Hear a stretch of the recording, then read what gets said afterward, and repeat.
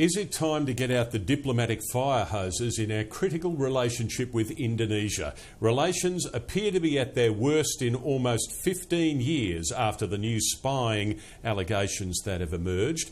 A regular on Breaking Politics each Wednesday is the Parliamentary Secretary to the Prime Minister, Josh Frydenberg, and he has a special relevance in this issue because, Josh, you've written on Indonesia, Indonesian security in particular. Before we get into the questions, explain.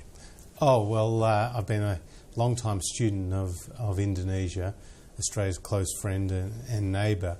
And when I was at Oxford doing a master's degree, I did my thesis on Indonesian strategic culture and the role of the TNI, the Indonesian military, because it had both a military role, Tim, as well as a political role. So I've been a student of Indonesia and I respect the country greatly. And SBY, as we know, the Indonesian president, comes from a military background. Sure. But is it fair to say that he has been a very good friend, not an enemy of Australia? Oh, absolutely. SBY, winning 2 terms, is somebody who's not just respected for his military background, but also he has been a bit of a technocrat, having achieved a PhD, I think, in agricultural science. He's also visited Australia and has developed a very close relationship with a number of our politicians, in particular John Howard. And you may remember John Howard went across to SBY's inauguration, and Australia was very generous to Indonesia, as it should have been after the devastating tsunami, and we have worked very closely with SBY and his administration. SBY is a good friend. Why are we bugging the telephones of our good friends? I get our enemies, we want to listen in on them, but our good friends?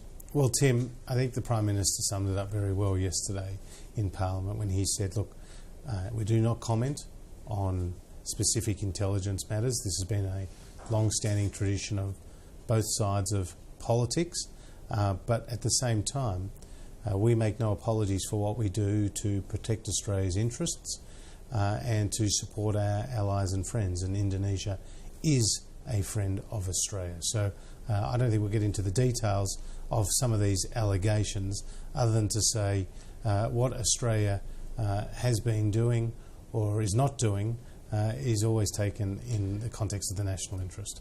Indonesia's Foreign Affairs Minister Natalegawa Legawa says they will continue to downgrade the relationship with Australia until they get a formal response. Will they get one? Well, look, I think Tony Abbott said yesterday that if there's been hurt caused by these media reports, then that is something that we regret. But Australia doesn't make apologies for what it does to protect its national interests.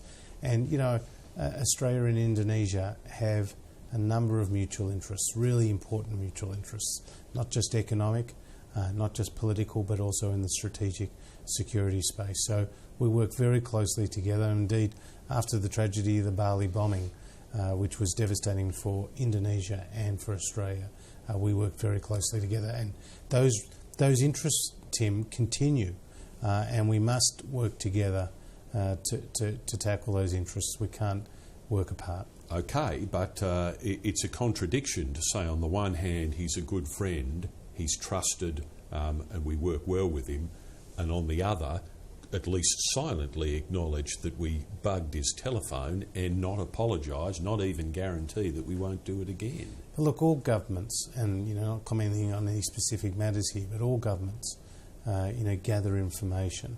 I saw one headline in the newspaper today: "Stay calm, because everyone listens to everyone," and that sort of sums it up. That's only part true, though. I mean, we don't endeavour to bug the leaders in the Five Eyes, the so-called core intelligence group, because we have an agreement that we won't do it. Aren't we necessarily placing those relationships above Indonesia? Well, look, Tim, I don't want to go into the specifics other than to say, the Indonesian relationship is absolutely critical to Australia. It's a friendship. It's a long-standing one. And I think that this issue, while certainly is regretful and also is causing some difficulties, I'm hoping that it will blow over and that both sides acknowledge that there is a deep and abiding interest in working together. Why not have Tony Abbott pick up the phone and say sorry, and we will never do this to you, SBY, again?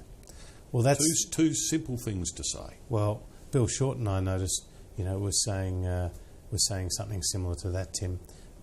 Look, Tony Abbott has made it very clear. We're not going to go into the details of the specifics, but Australia doesn't make any apologies for what we do to protect our national interests. These are very sensitive matters, and we do not want to do anything that damages our relationship with Indonesia. I mean, that's the reality of it. It's in Australia's interest to have a good relationship with Indonesia, and we believe that the form of words that Tony Abbott used in the Parliament, both yesterday and the day prior, is the right way to go. That means no apology. Well, the form of words that he's used, that he regrets any hurt that some of the media reports may have caused, but that Australia doesn't make any apologies for protecting its national interests. Okay, there's obviously what's happening at the public window, both in Indonesia and here, and what we're talking about. Sure. But there's also private channels, and Prime Ministers and Presidents can have private phone calls. Sure. And the Ambassador to Indonesia for Australia during the East Timor crisis, John McCarthy, suggested this morning, pick up the phone. Do it privately, if need be, but pick up the phone. Are there back-channel hidden efforts going on here to steady the ship a bit, even if you can't detail them for us?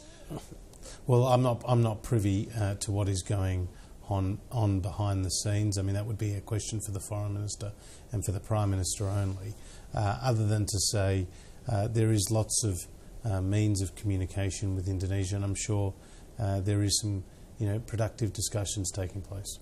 Would it be wrong, and would you be offended, if Indonesian intelligence bugged Tony Abbott's mobile phone? And it's a serious question, because apparently we're not offended by the fact that it happens in reverse.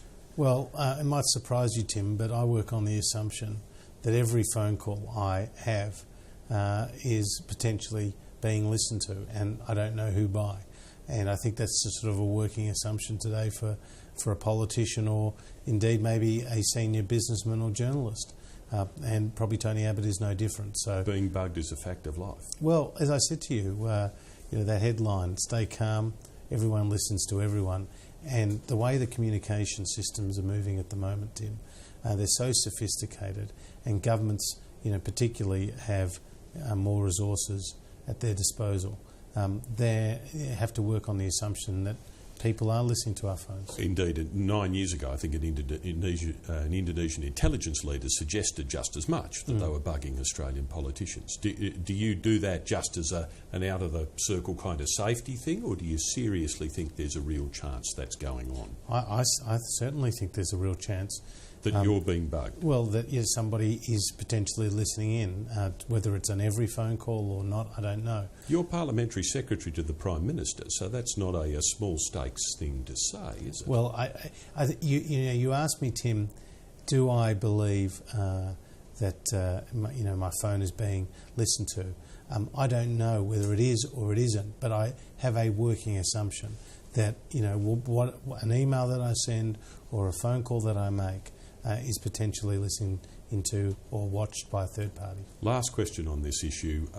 Almost 10 years since Philip Flood conducted the last significant inquiry into Australia's intelligence services. Should we have a new look at what we do, how we carry on intelligence, how far we should take these kind of things? Look, I think we've got wonderful security services, and that's right across the board. Including our intelligence services. This is very difficult work. I think they are subject to the right checks and balances.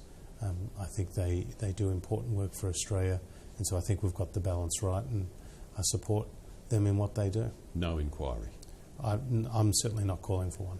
Should the government intervene in the case of Colin Russell, the Tasmanian Greenpeace protester now held in Russia on piracy and hooliganism charges? Well, Tim, a couple of points here.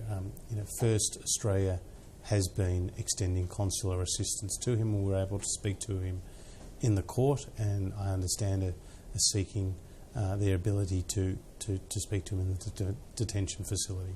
So that's the first point. The second is that Julie Bishop has spoken to the Deputy Foreign Minister for Russia during their meeting at APEC in Bali. So we have raised it at the highest levels as well. And there's not more to be done? Nothing more? Well, I think it's an open case, and that's one where we continue to push the interests of an Australian citizen detained overseas. To close, you are seen in many respects as a voice for the Australian Jewish community. And am I? Okay. Well, I happen to be Jewish, Tim. Tell me if I'm wrong. Yeah, I'm not a voice for any particular community, but I happen to be Jewish, and I'm proud of that fact. Absolutely. How do you feel about the planned changes that the government is considering to race hate laws that existed right through the Howard years, let alone the Labor years, and now apparently, or now certainly, the Attorney General is looking at softening? Sure. Look, the Attorney General was very clear prior to the election, indeed the Coalition was, about repealing Section 18C. I think he will go about this in a very judicious manner. I have great confidence in his ability to take soundings from the community at large and from the various stakeholders that will be impacted upon by such a change, and that he'll get the balance right in the end. Josh Frydenberg, always a pleasure to have you on Breaking Politics. Thanks, Tim. Nice to be with you.